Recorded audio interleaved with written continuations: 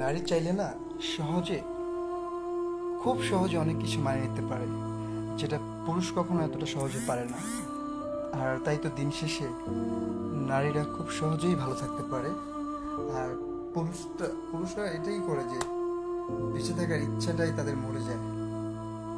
কেন হয় এটা? তাহলে এই যে কনসিডারেশন, অনুগত, এটা বাদ দিয়ে দিলাম। ক্ষমাশীল হওয়া, ইভেন ঠিক আছে এটা হয়েছে, ক্ষমা করে দিয়ে আবার নতুন করে শুরু করি, এটা কেন পারে না তারা?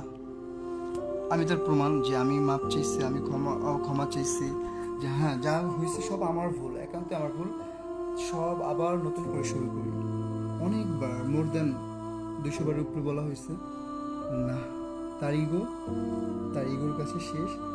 ওই যে আগের দিন কোথায় ছিলেন, মনে ছিল না তখন? হ্যাঁ, এখন কেন আসছেন? আমি গেছি, আমি কেন গেছি? সুখটা চাই একসাথে থাকার জন্য, কিন্তু না, তার ইচ্ছে নাই, তার এই নাই, সব শেষ হয়ে গেছে এগুলো। এখন এখানে কি আমার দোষ?